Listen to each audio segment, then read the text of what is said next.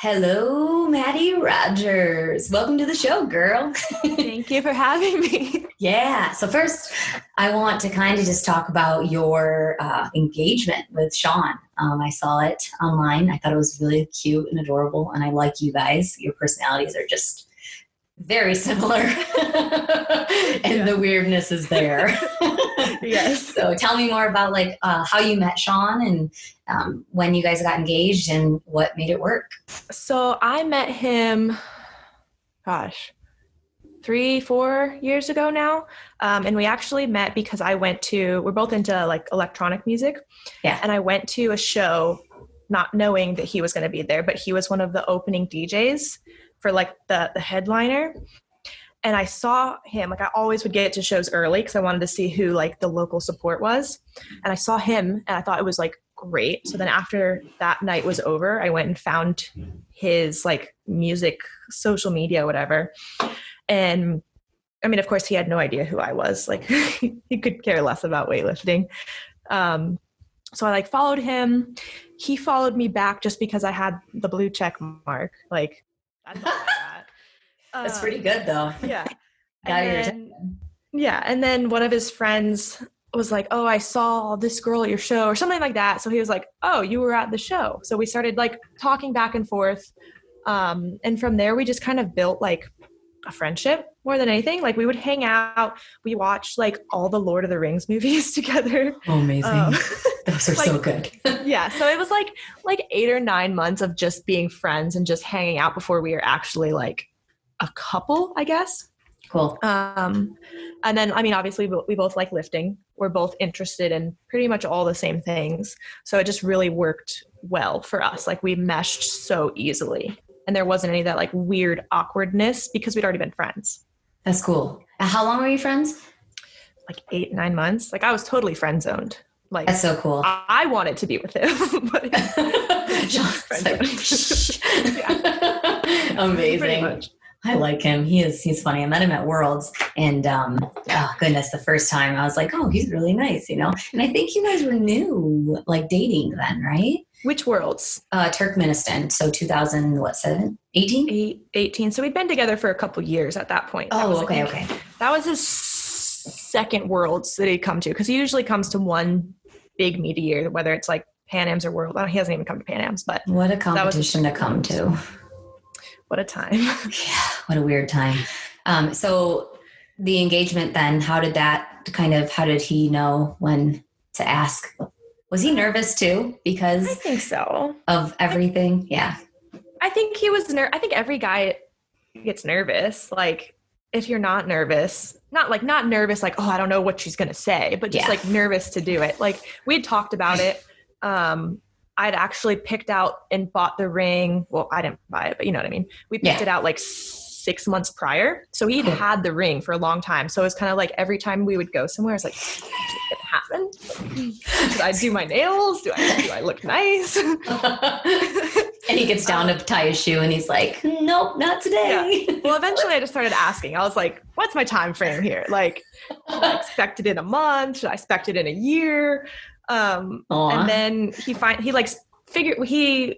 a photographer that was his friend. We went to a beach. And I knew it was going to happen the whole time because I had to get emergency wisdom tooth surgery. Oh no. And he got so pissed at me because I was like, I have to get it on this date. And he's like, absolutely not. You cannot. And I was like, it's an emergency. It's an emergency surgery. Like I can't say no. And it happened to be the day before. So he didn't want me to be like, so, I mean, it was like all bruised still in all of our pictures, but you can't really tell. No, not at all. I mean, who cares? Like Sean cares. He sees you at your best and at your worst. So yeah, when your legs are really hairy, when they're not. Exactly. Gosh, that's cool. I also love that you're obsessed with music. And I actually did want to like get into that because I thought it was really funny because you are like the sweetheart of weightlifting, okay? Like that's how I came into knowing you. That's how I came into knowing Mattie Rogers. And I was like, oh, and then I found out you like are obsessed with this like I don't even know, like rave music. Or, like all I could just see was like being like, raw at concerts. So tell me about that. Like what kind of concerts would you go to and like and enjoy? I don't know. Like what kind of music? Well, so I was a band geek, so I've always been involved with music. Okay. And originally my like career path was going into the Air Force to play in their jazz band, the U.S. Airmen of Note. Like really? before I found sports, that was like my path. And I was what year was that? Like middle school. Okay. A long time ago. Sure. And I wanted like a career, like to go to school for music. I was going to do music therapy. And like, it's always been something that I've really liked. So it's really cool that both Sean and I can appreciate it together now. But I mean, we kind of like everything, you know, like aside from country, like electronic music as its own has so many like sub-genres within it. So like you can go to one electronic show and it's one thing and you might hate it, and then go to a different one and you're like, oh, this is way more like my style. Like it doesn't have to be like aggressive, crazy music. Like there's so many options. And then same with like non-electronic music. Like we go to a lot of like hardcore, like I think the average person would call it like screamo music. And that's just like, this is another genre that we both like. Can I ask you how you act when you're there? Are you like crazy or are you like just mellow like you are in training? I've had my like crazy times, you know, like when I was younger, we definitely used to go out and like go dancing at these shows because like it was fun and I didn't care. Like I never cared. But as I've gotten older, like I get tired. With training. I'm gonna stand here and like appreciate this. And then at the like the heavier like hardcore shows, there's mosh pits and there's a lot of like, it looks like fighting, but if you know, like there's actual mosh culture and it's very friendly. Mosh culture. Yes. Like if you elbow someone in the face, it's all cool. But if they like fall down, you're going to help them get back up. Got it. Okay. I've seen that. It's like a whole thing, but amazing. I'm not allowed to do that. And me and Sean agreed, like I have to stand like X amount of people away from that. Have you ever done it? Olympics? No. Okay. Have you ever wanted to do it? Because that would be kind of fun. It would be fun. Like you're literally like running through the only empty space in the entire venue, just like punching people or like just swinging your arms. Like sounds like a great time. No, it does. It sounds absolutely amazing, especially when you're like mad from a training day or something, or mad at someone. You just go in there and start punching people. But gotta help them up, I guess. Yeah, that is hilarious. Oh man, that's cool. So when is the wedding? Did it get postponed or anything? Unfortunately. Or not yet. I mean, we kind of put everything on pause because it was for September, but it's in Iceland.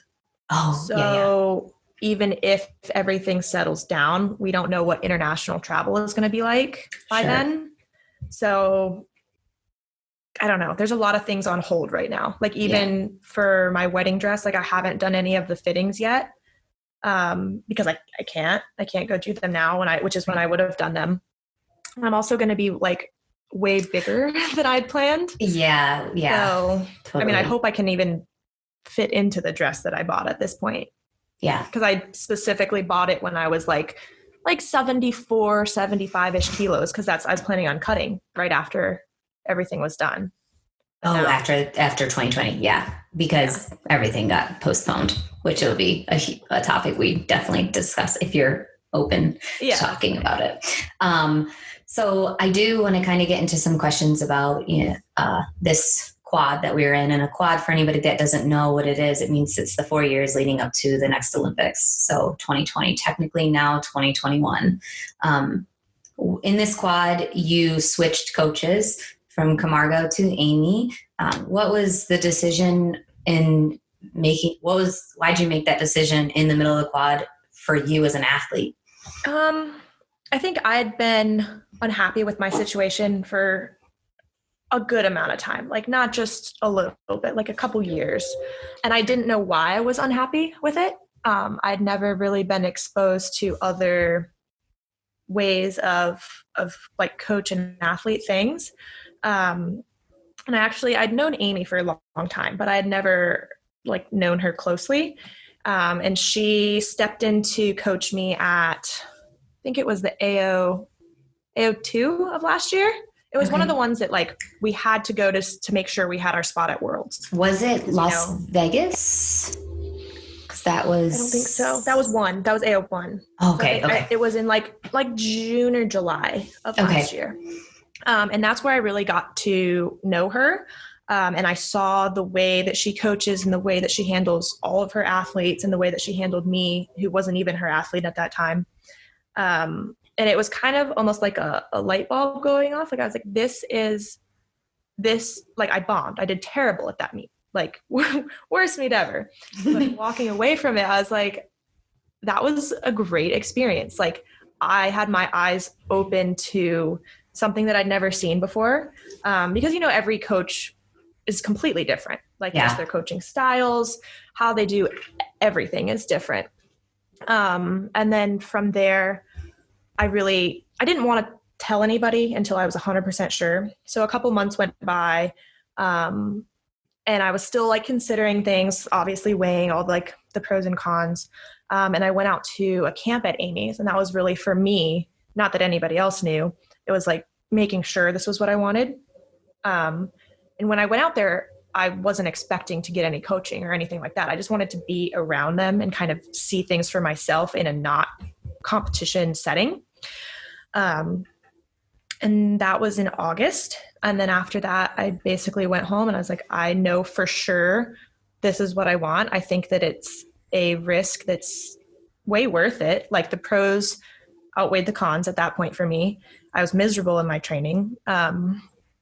And I think it's been a great decision, honestly, just from my perspective and the things that I've learned and the changes in myself personally. Like I've had a great time the last, I think it's been 7 or 8 months. Yeah. Yeah. Cause I think I saw you at, American Open finals. Was that with Amy? That was Worlds was the first one with her. Okay. Well, then it must have been there then. And I remember seeing you compete and I was like, this is the happiest and the most fun Mattie has ever. I've seen Mattie in the past. I bombed there too. I did terrible there too. Yeah. And you were, we all do. But yeah, I just remember seeing you so happy and so chill because we were roommates too. Mm-hmm. So it was like, there's a whole nother vibe when you walked in the room and it was just, I don't know, you just felt more comfortable with with where you're at in your career with weightlifting.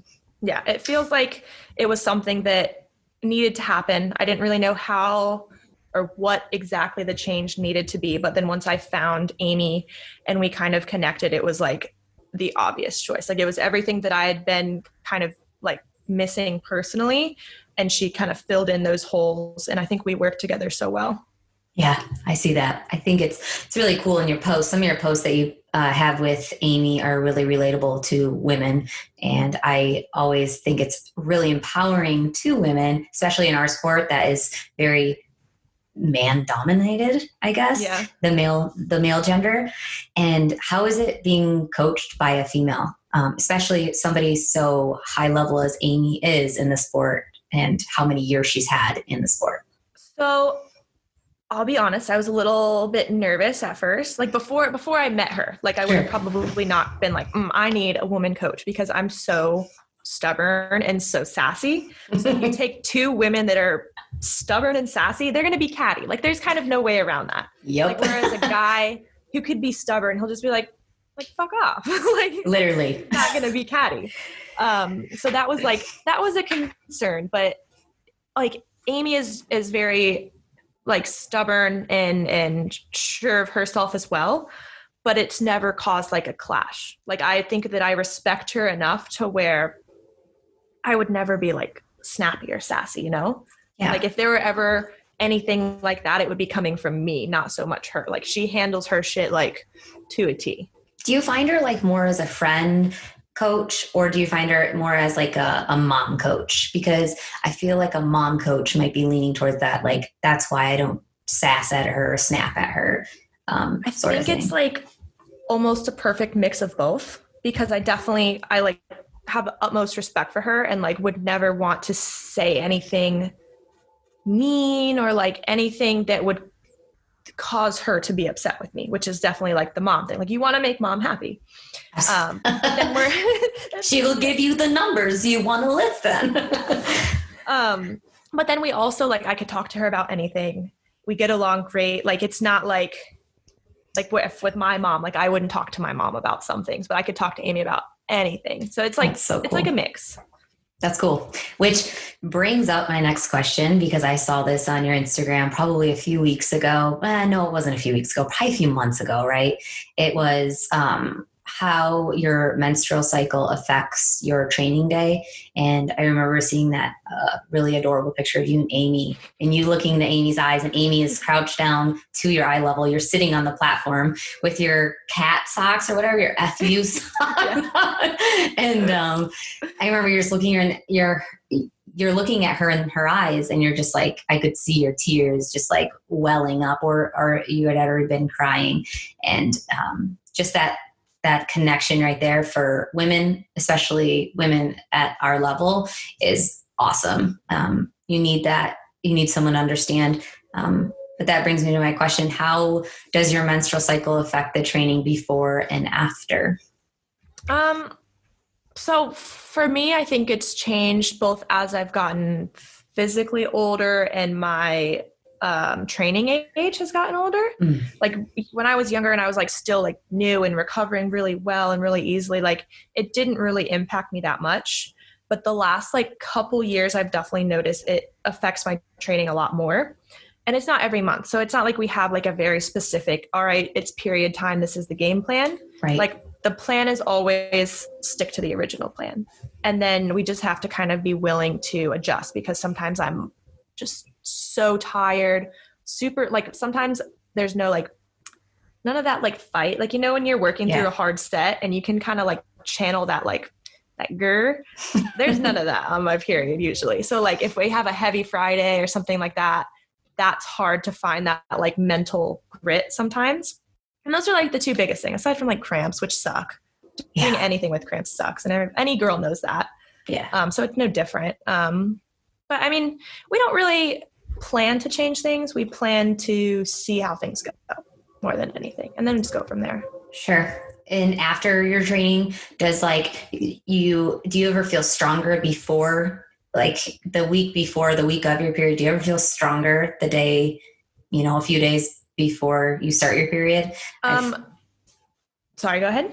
I've definitely felt it. I mean, for me, like it's not like after I feel weak, like I have my period and I'm on my period and I'm like, oh, I feel so weak and I don't feel strong.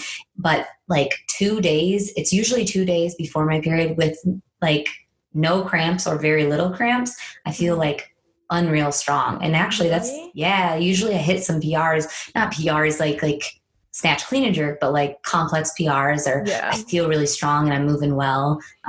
But if we're talking after, I'm just dead. I'm like, mine is like the exact opposite. Like, oh, really? I know it's coming because like the last like 2-3 days of training before it starts, I feel like everything feels heavier than it should. And I'm like, what is happening? And then I'm like, oh, that's why. But then like after the first few days, like the tail end of it is when I usually start feeling stronger. And I don't know if I feel stronger compared to normal or just stronger than I had the previous days. Sure. Yeah, for sure. Do you ever take like, if you are training and you're having like too bad of cramps and you're just like popping the Advil or whatever you pop, and you're just laying on the couch dying, is there a time where you're like, all right, Mattie, stay home, take the day off? If you do that, what goes through your mind? I don't think I've ever stayed home because of it. I think like there's definitely been times where I'm like driving to the gym, like, I don't know how I'm going to do this today. But usually like once I take Advil, I'll take extra caffeine. Once I start moving, usually it'll settle a little bit. And then it's like, just try and get everything done as fast as I can so I can go back home. Like that's the worst of it for me, is I would never skip, but I would definitely rush things. Yeah, for sure. Or like take the volume down or the intensity or whatever you want to say what it is. Also, what else was I going to say? Caffeine. Yeah. I feel like when I'm on my period too, like if I get some caffeine in me, that's just like, that's it. I'm good. I can pretty much push through a training session as well, just like you.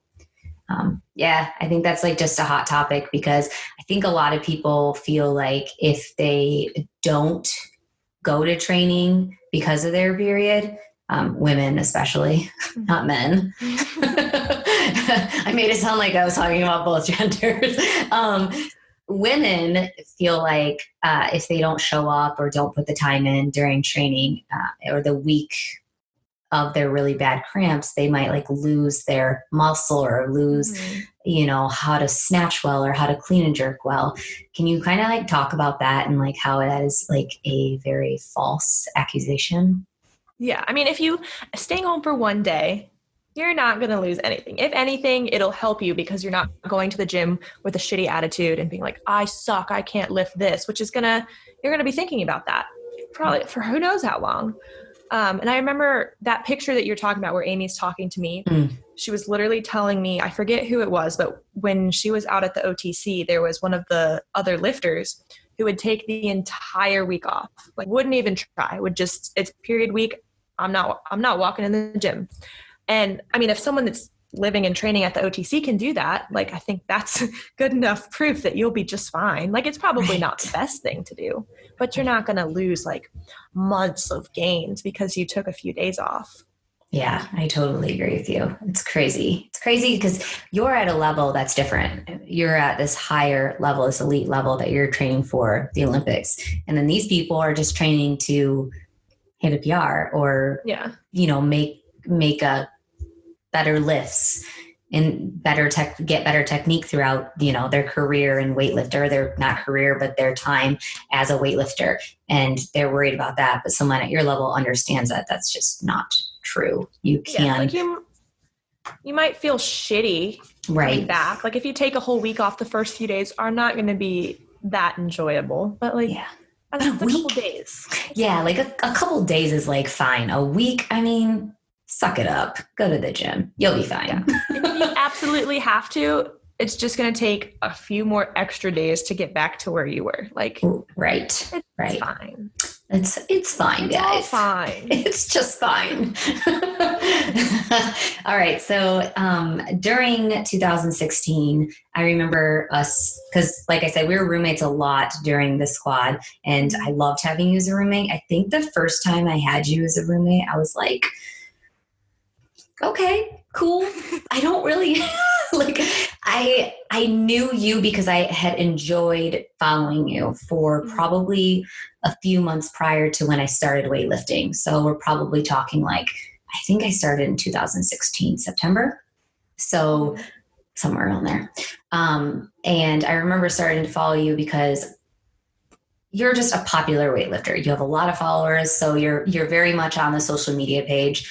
And so I was like, well, I'm going to start following her. And I enjoyed following you. And then when I had been your roommate, I was like, okay, well, I was like, I don't know what to like say.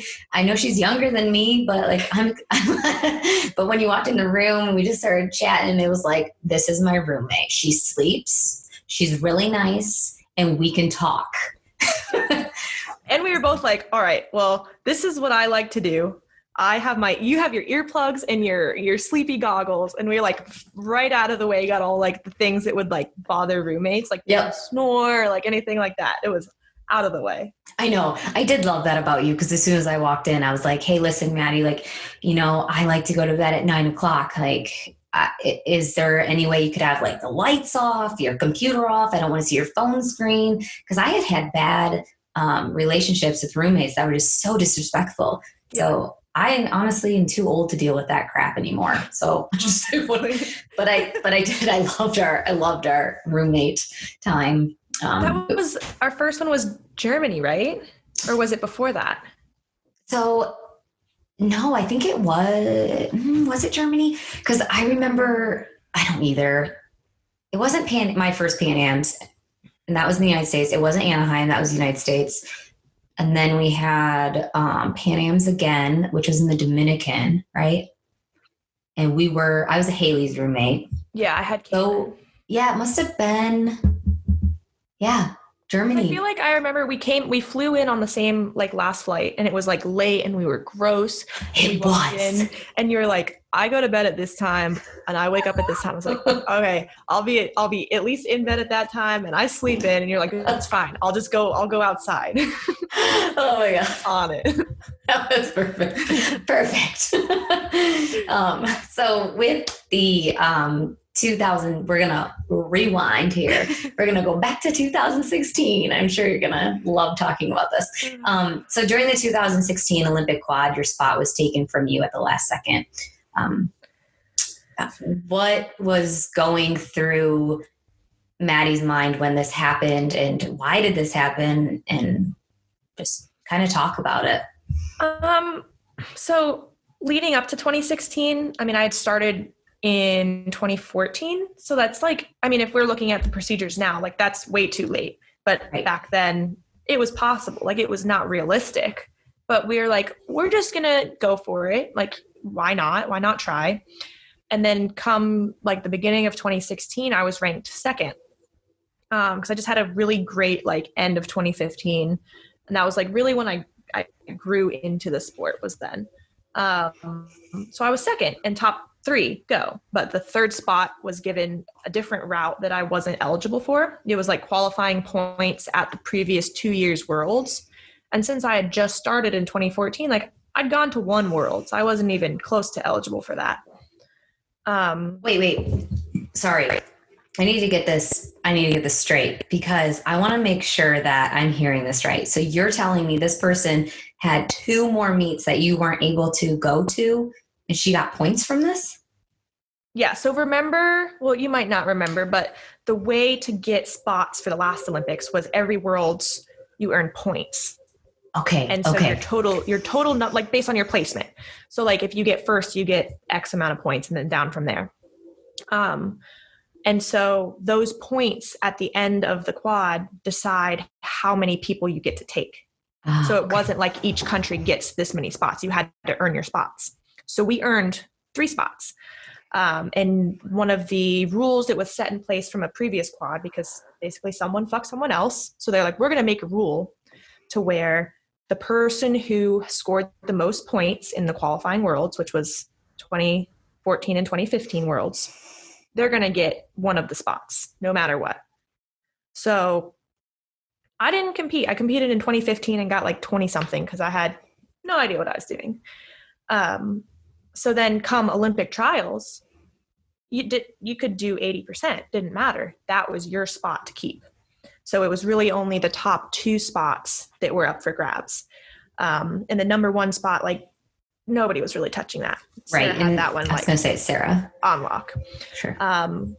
So then the next one was really just between me and Morgan. Like there were a couple like a little bit below that could do like a Hail Mary and PR by 1,000,000 kilos and take it. But like realistically, it was between Morgan and myself. And I had it going into Olympic trials. So I think she needed, the total is like a 180 total at 48. And if she made that total, I would need to take my total from a 233 to a 247 at 69. And what were you doing? What was your best at the time? I think like a 238-ish. Jeez, like so it was an 11 kilo American record. Wow. That I would have needed to do, which is like, you know how American records are. You break them 1 kilo at a time. Like that's it. That's all you get. Yep. That is all you get after years and years of doing weightlifting. Yeah. So once Morgan made that total, obviously she's lighter. So she went before me. So I basically warmed up all my clean and jerks knowing I have to put this huge number on the bar. And we did, and I did a deadlift on stage. That's it. Like, I think I knew walking up to it that there was kind of no way, but I was going to try. Yeah. And that was it. I mean, I got best lifter at least. I was like, great. Thanks. Yeah. They awarded it to the wrong person too, because they didn't even calculate it originally. And so I was like in the back crying. And I was like, I know I won that. Could I at least have that? So I had to like go walk over there. And I was like, Excuse Aw, me, here's the Excel spreadsheet that shows that I won. I love you. They're like, oh, sorry. Give me my best lifter. Yeah. So how did you feel after that? What'd you do? Um, And you I can mean, be honest, because like I remember you kind of talking about this, and it's like it makes my heart just hurt for you because I get it. yeah, I mean, it was definitely a hard time. And I think my training leading up to the Olympic trials, I got very, very, very close to like full blown burnout. Like I think adrenal fatigue was definitely a factor. Yeah. And so even when I was like warming up there, I didn't feel right. Like I knew I'd pushed it a little bit too hard, but I had to. I had like realistically a year and a half to try and make the Olympic team from nothing. So, I mean, obviously mentally I was just kind of a mess. And then coming back physically and mentally and putting those parts back together took, I mean, probably close to a year. Wow. I mean, I was definitely like just defeated for a long time. And I still went to, I think Pan Am's was after that. And then University Worlds was also that year. But I wasn't doing like PR performances or anything. I was just barely hanging on basically. Yeah. Dang. Yeah, I understand that because that's how I feel after the 2020 quad. It's like I felt dead the last 6 months and it was unreal. I have never felt so trashed from something and just so like it is so hard to make it through an entire quad. Mm-hmm. I think I started the same time you did in this quad though. I'm like you back then now. Yeah. So like, I know what you're talking about when you say like, oh, I started like 2 years. Like I started when they changed all the body weight classes and everything. Mm-hmm. So luckily I actually started at the right time, but even then it could have gotten like more practice and more aware of like where I sit, well, body weight wise. But yeah, it's hard. Why did you continue to train for the 2020 Olympic Games after the spot got ripped away? What motivated you? Yeah, like what motivated you to be like, I want to go again? Well, in my head, Mm-hmm. If that rule hadn't existed, like I was good enough to make the team. I made the team. If there weren't some weird rule, like I was very well within the top 3. So walking away from that, I was like, if I can just stay in the top range this entire quad, I didn't take any time off, which kind of came back to bite me later. But like, if I stay in the top the entire quad, like there is no way that anyone can take anything away from me. Like I will have rightfully earned it because it's 4 full fucking years of being at the top. And then when they changed the weight classes, I was like, here we go again. Welcome to Mattie's life. Yeah. The life of, we don't want Mattie Rogers to go to the Olympics. That's what Sean says. He's like, there's someone out there that has a voodoo doll and they don't want you to go. Well, you're still being very successful in my eyes from doing what you do. I'm a fan. I know, but you're doing a great job. So I don't care who that person is. Burn your fucking voodoo doll. Let me have my time. Oh my gosh, that's hilarious. So with the 2020 Olympics that were just, with this whole COVID thing going on right now, with that being said about somebody having a voodoo doll, now we have another voodoo doll for you. The 2020 Olympics were just postponed to next year in 2021. Yeah. And who knows if that'll even be the final date, or who knows if they'll still be going on. So we're so in the unknown right now. What went through your mind when you found that out? Because and also, Mattie, feel how you want to freaking feel, because it makes me really angry when people are like, she should not be upset. There's COVID going on right now. I get it, but you can't just stop living your life. Yeah. Because something you can quarantine yourself, but you can't stop living your life, like doing what you do mentally and physically for your body and for your, like, who you are and your job and all that stuff. So say it how it is. Well, I would have handled it a lot better had they announce the team because at the Arnold, which was the last, it was the last qualifier that happened. It wasn't the absolute last one. That would have been Pan Am's, but I didn't need Pan Am's. So basically after the Arnold, they were all like, congratulations. Like you've earned your spot. And I was like, and I kept saying, I was like, I am not celebrating until it is literally written in stone. Like, give me a rock that is engraved that says Mattie Rogers Olympics 2020. And I kept making that joke and they're like, well, you're secure. And I was like, I know, but still, I'm not celebrating. And did anybody see the tapes for 2016? Yeah, exactly. That's what I said. I was like, if I learned anything, I know not to celebrate until it's done. So that was like maybe 2 weeks before. So then we had gone through all the processes of like, they internally told us we are like the 8 that are going. And they're planning to announce it, whatever. And then it came out that it was postponed. And at that time there wasn't a date. So we were like, okay, maybe it's going to be the end of the year. Like we don't know. And then it came out, well, technically weightlifting didn't finish the qualifying period. Mm-hmm. So technically none of you guys have qualified. When was the qualification period absolutely over? When were they going to name the team? So the IWF had voted. It was done. They had voted and made a decision to end qualifications early after all the continental championships had gotten canceled. So that was March. Okay. I forget the exact day, but it was done. Like it was a vote. And so I guess now that the IOC, which is above the IWF, has said, like, we're postponing, the IWF is saying, well, now that we have all this time, we should redo qualifications. Why not? Sounds great. Another year on my body. Yeah. Why not? I'm great. I guess, like, I get it. Like, if you were someone that could have done a Hail Mary at Pan Am's and bump someone, like, fight for your spot. I get it. I'm sure there's plenty of people arguing right now. But for all those people that are arguing, there's all the rest of us who are like, please do not make us go through anymore. Like, we did what we needed to do. Absolutely. You deserved it. And so, like, it's unfair on either front.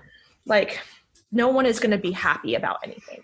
No, it's always going to be like a fight. It's no matter what. Like, there's Mattie Sasser that had a chance to beat Jordan out now. And there's these situations where, like, you and Jenny, right, were competing for a spot. So it's like, yeah, I didn't know you didn't need to go to Pan Am's. That's wonderful. I was done. I did everything that I needed to do.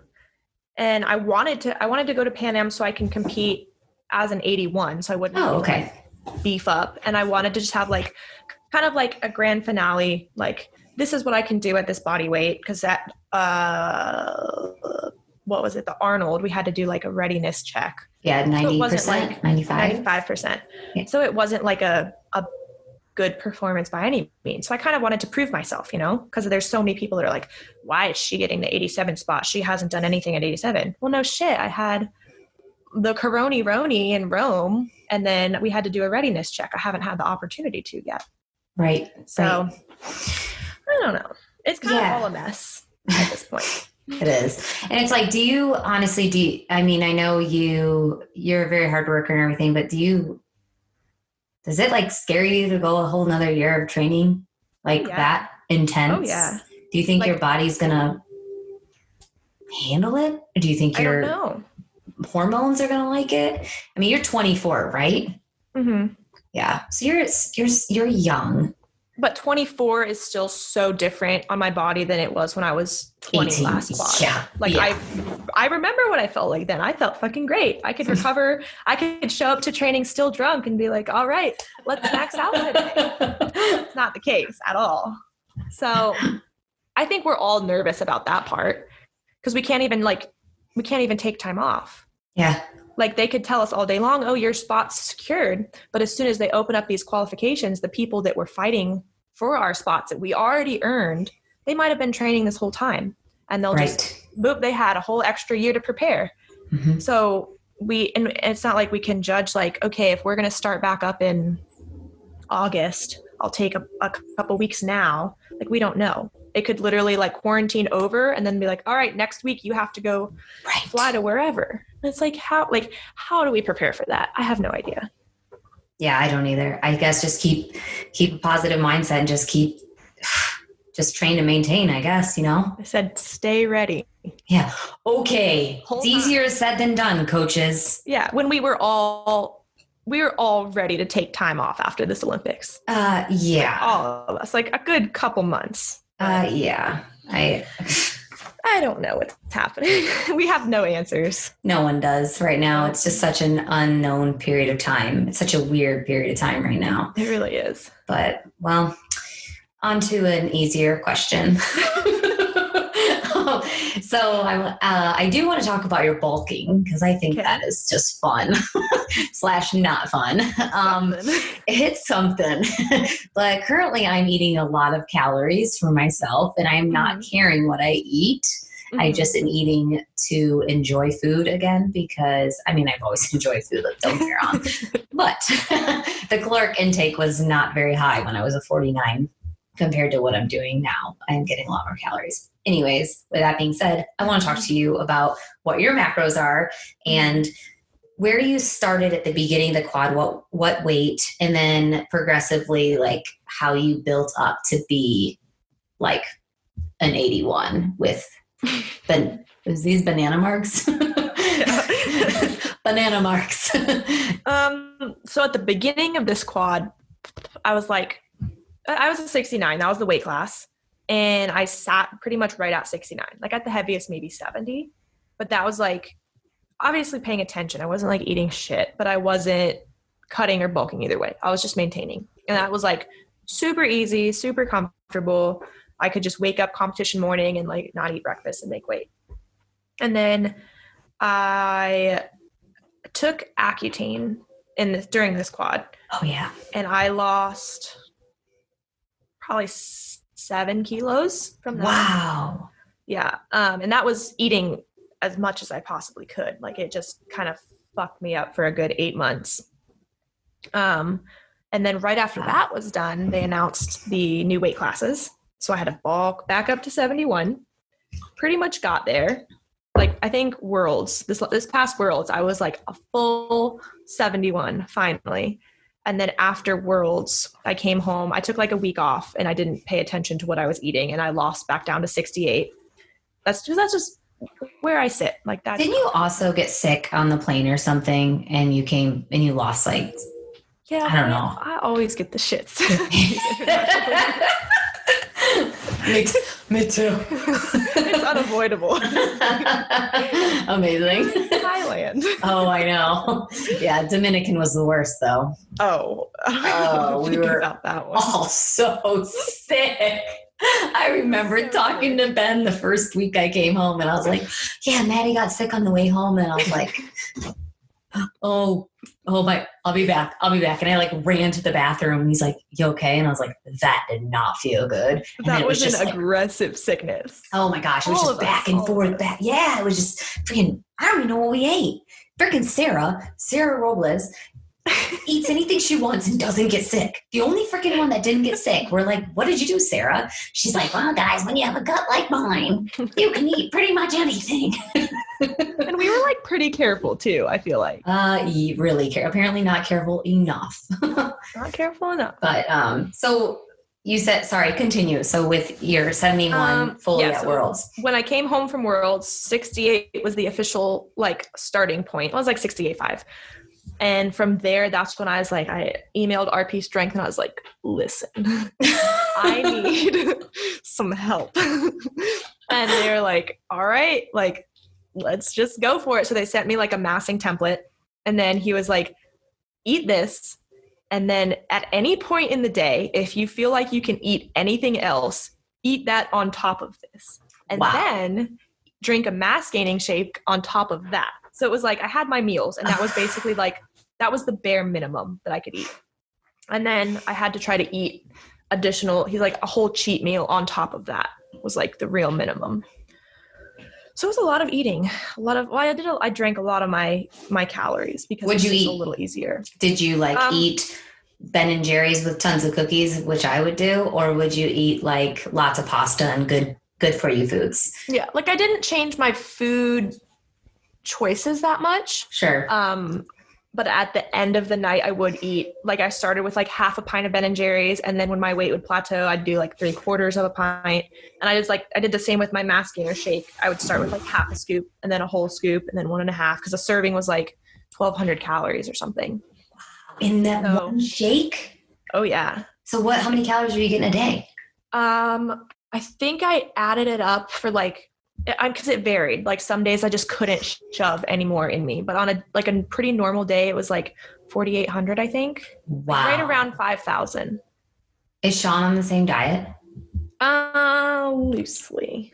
He has an RP diet that he doesn't really like. He followed it like a year ago, and so now he's like, oh, I'm just gonna eyeball it. I know. And then That's he awesome. just eat a whole Ben and Jerry's. He didn't care. Oh my gosh. Dang. Yeah. Do you just like sneak your spoon in it and just eat it? It's not even good anymore. That's what's sad. Yeah. All the good things aren't good anymore. Yeah, because you're freaking piling food into your mouth, and it's like you're not hungry at that point, and it's like food is more of like a tool to just get bigger. It's like a cure. It's like same with weight cutting. It's like the same thing. It's like you get to that point where it's like, okay, I'm eating to fuel my body. That is it. I'm not putting anything, like I'm not having fun with it. I'm not enjoying it, which I don't think food should be fun or like always like something you like do to enjoy. I think it's really good to just fuel your body. But I also think there is a point where you do have to enjoy eating, because otherwise what's eating then? Like, yeah, exactly. You know, man, that's so much. 4,800. Oh, what do you weigh right now? So right now at the Arnold, we had gotten to maintaining waking up weight at 78. And from 78 to 81, I thought it would be a lot harder, but it was pretty easy to make that like morning of, because 1 liter. So like one of these is a whole kilo, and I can chug. I'm really good at chugging. Yeah. So I would drink like 3 liters of water, be on weight, easy, pee it out, done. So we wanted to maintain there so I could actually have some time to like adjust, because I still feel like weird in my body when I'm lifting. Right now, it's almost 10 kilos. Like you don't, when you say it like that, it's like, holy shit, like that's a lot of weight. That's a lot of weight. I just move differently. Like I'm obviously slower, but I'm stronger at the same time. So like timing of everything is weird. I mean, I'm definitely more used to it now. I don't know. It's just a weird thing. And I just need like a little bit more time to figure it out. And then we'll probably gain a little bit more now that we have the time, but I'm not going to gain past like 80 at this time frame. Anything past that, I don't see it being beneficial, like there's only so much usable muscle tissue that you can gain in that time. And I've already gained 10 kilos. Wow. And do you, this is just a typical, like probably like question for all my ladies that kind of can struggle with body image. Do you struggle with it at all? Do you look in the mirror and think, oh my gosh? Yeah. I mean, I don't hate it. Like, I don't think that I look terrible, but I don't think you look terrible. Thanks. But I don't look a baller. It's not what I look like at 71, Right. And I was like, once I had finally filled out 71, I was so pumped about like that body weight, because I wasn't like skinny, but I wasn't like super thick. And like, I felt really good at that weight. So it's like watching that and like waving goodbye to it. Like, see ya sometime. I don't know when. Yeah, but like, it's such a short-term thing, and like it's totally worth it. Yeah, it's totally worth it. And you look great. Like it's because you're so tall, so your weight disperses so well. For me, I feel like it would just be like in my belly, and my singlet would look awful. None of my singlets fit now. I bet. You're one with the mesh back with the boot, like it shows the booty a little. Your butt would be out. You might want to wear that. Wear that, film that, and you would have all the creepers. Sean, your guys' conversations too, this is so ADD. Your guys' conversation underneath all your Instagram posts kill me. Like, I don't think I look at anybody's comments on Instagram. I don't care. But when I see yours and I see Sean something, I'm like, I have to read this because it's always an amazing conversation. Usually some like random bullshit about something. It's perfect. Oh man. So I have a few more questions for you, Mattie, and then we'll do the fire questions, which are pretty fun. They're just like rapid fire questions. How do you know when to push your body on hard training days when you don't feel great, and when do you just, so sorry, let me restart that. How do you know when to push your body on hard training days when you don't feel so great? And when do you just walk out of the gym and take an extra rest day? I think that comes down to having a good coach. I think that's important because it's kind of hard to tell before you like get started. Like if you walk into the gym with just low motivation, you're sore, you're tired. Sometimes if you just get moving, it's going to be a great day. And so at that point, like usually I'll tell Amy, like if I, like last week I walked in the gym and I was like, I do not want to be here today. Like I just have zero motivation. And she's like, all right, well, let's take it one set at a time. And then by the end of the workout, I was fine. So awesome. Like, I think having that is helpful for me because there's sometimes where I would just be like, why am I doing this today? And usually I'll push through it. But if then it still turns out to be just like a shit day, it's hard for me to make that call myself. Like I need to, like, this is counterproductive. Like I need to either move on or change something. Like it's good to have Amy as like that kind of second opinion of like, what do I do? Like, I don't know. I don't feel great. I don't know what to do. Tell me what to do, basically. Right. You're not just depending on yourself. You're also, someone else is relying on you to do your work as well. Yeah. And it takes away some of like, you know how you feel guilty, like if you skip something or you're just having a bad day and you need to change things altogether. Like if Amy's saying like, no, you need to move on or you need to do this, it's not like me like bitching out or making that decision for myself. It's her doing what's best, what she thinks is best for me. And I'm going to listen. Sure. Absolutely. If you miss your first lift on stage, how do you shift your mindset to prepare for your second attempt? I always sometimes, sorry, I don't mean to like start this, but I see some of I had Jess Lucero on and her answer intrigued the crap out of me. And so I wanted to hear from more of my girlfriends that weightlift. So that's a hard question because like I have missed my opener. It's either like I smoke it or I miss it. Like very rarely is there like ooh, that was a sketchy make. Like it's either there or it's not for openers. But a lot of times missing an opener is purely nerves. Like very, very rarely is someone missing an opener because it's too heavy. Like it's a weight that you know you can do. You've probably hit it within a week.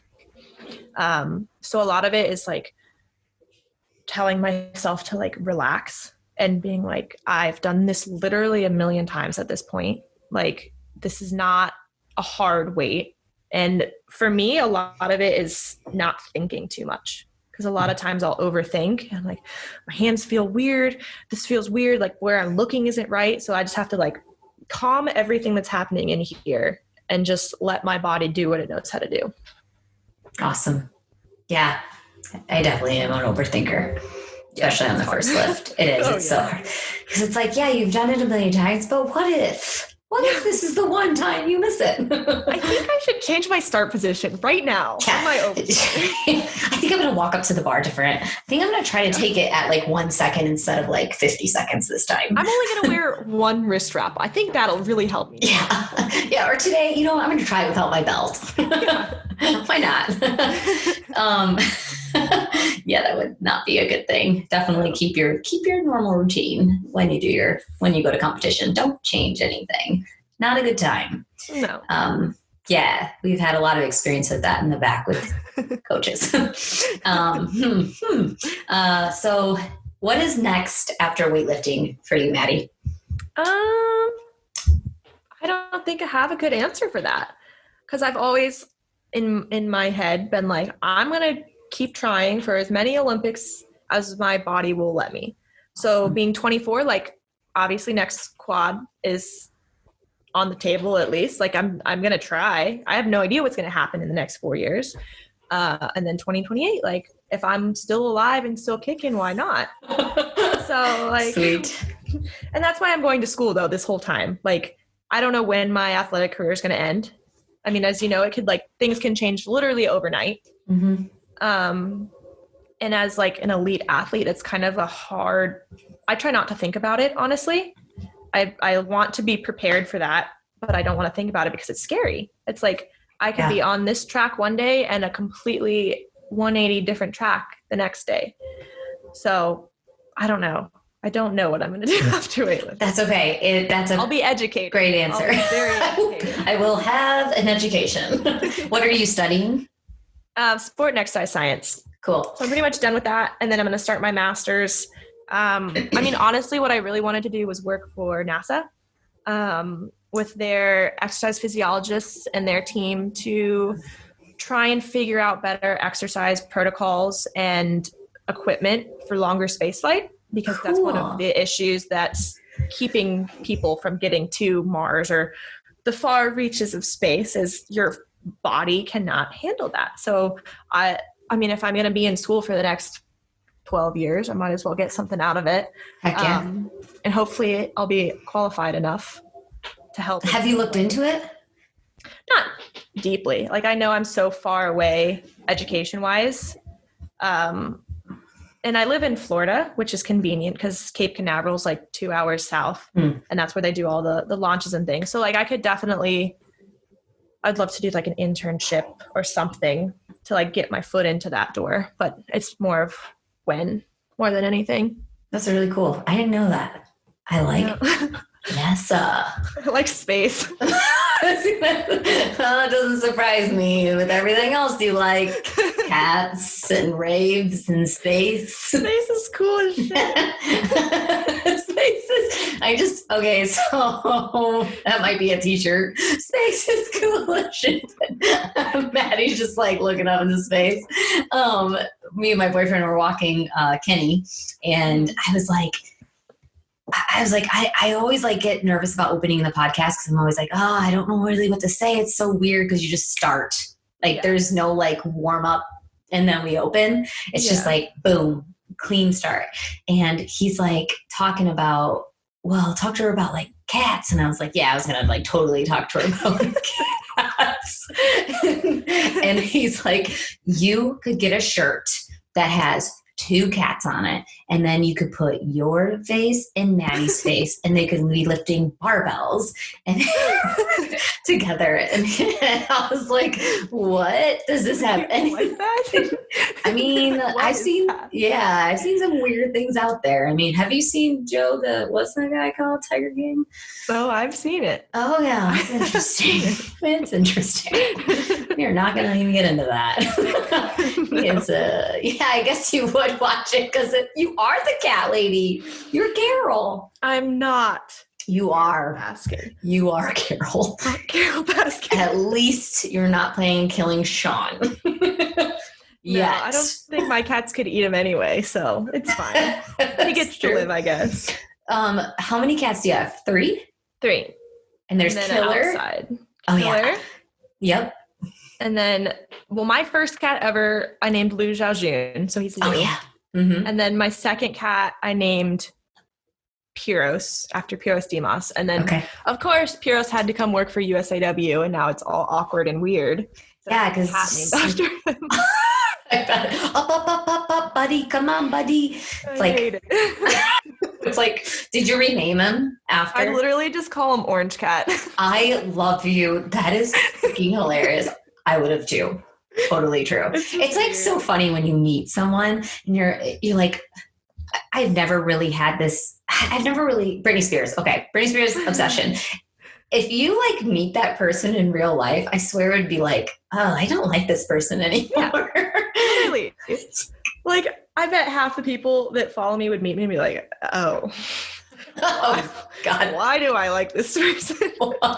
Keep lifting. Yeah. Hey, that's okay. Who cares? Like half of them are creepers anyway. No, I'm just kidding. They're not.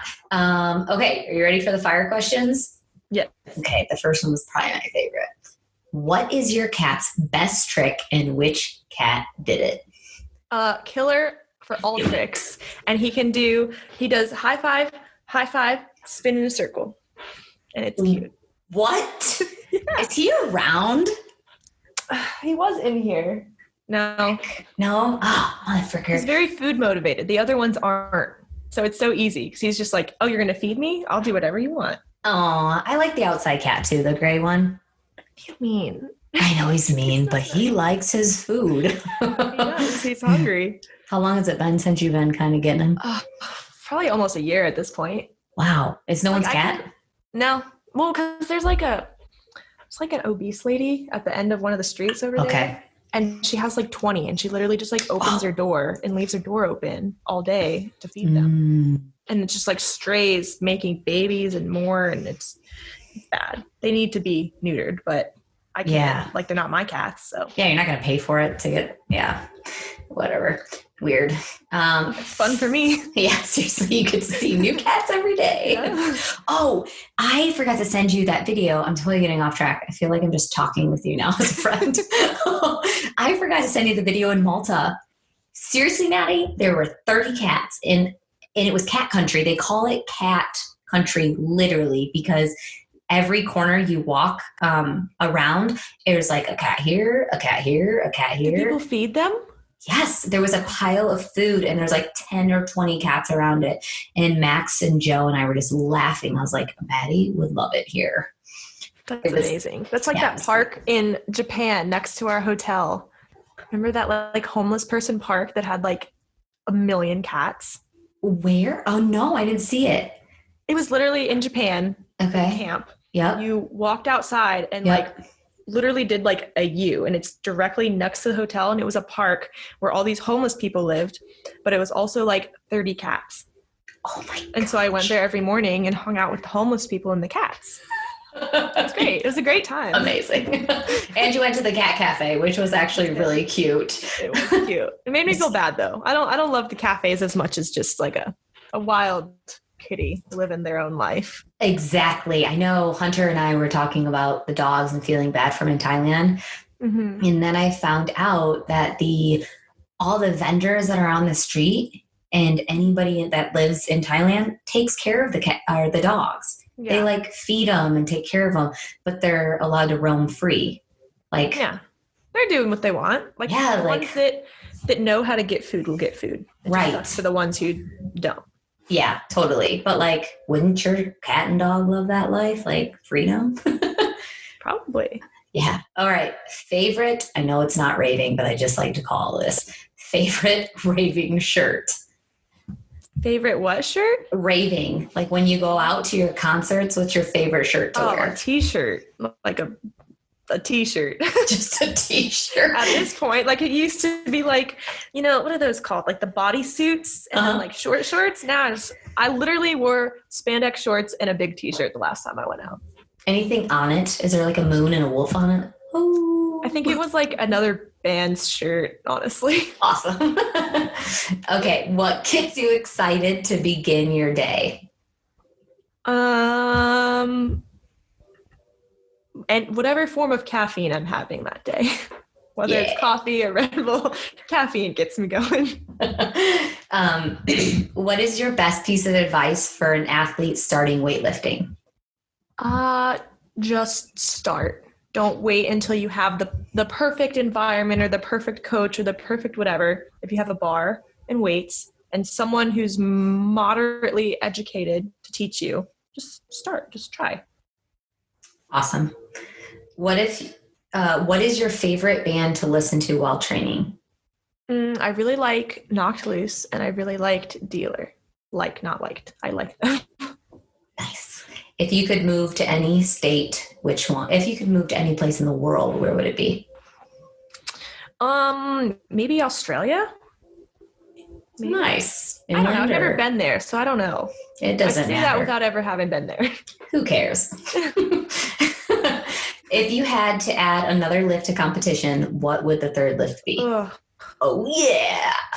I don't know, because I suck at deadlifting. I suck at squatting. Shut up. Could we add like What am I good at?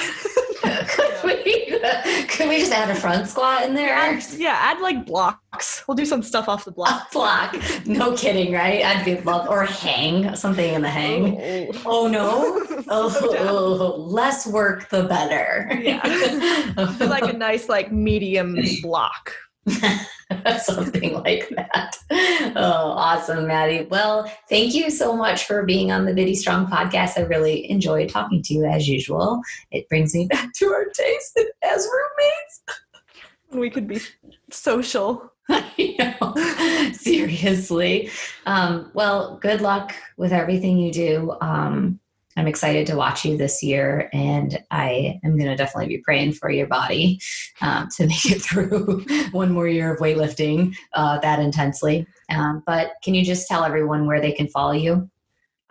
So I'm on Instagram, and as of right now, I just want everyone to know I am actively working to buy my name, my actual name, off the random lady that has it. But for now, it's like some like nurse in Alabama or something. I'm going to try and pay her. But Mattie? Like $20. Cakes? No, Mattie Rogers. Oh, I was like... I'm tired. Okay, Mattie Cakes, I know this is way off topic, but I'm tired of it. So yeah, I'm tired of it too. I'm tired of the 5 S's. Yeah, I know you did, because the 5 S's is what did it for me. I was like, Mattie, why 5 S's? Because one was taken. So I could see that, Mattie. That's okay. Yeah. I still like it. But it's Mattie Cakes with 5 S's on Instagram. Mattie_Rogers on Twitter, I think. And I just started a YouTube channel, which is just my name also. Not a lot on there yet, but hopefully. Right, but you're working with Will, right? From Barbell Stories? I mean, he's just sending me like leftover footage that he has. I was like, do you have like just random shit from competitions? And he's like, oh yeah. And I was like dumping it to my computer. And then I'll just sort through it from there. Well, that's going to be sweet. You're going to do really well on there. That platform's going to be good for you because you like doing training videos anyway. Yes, I do. So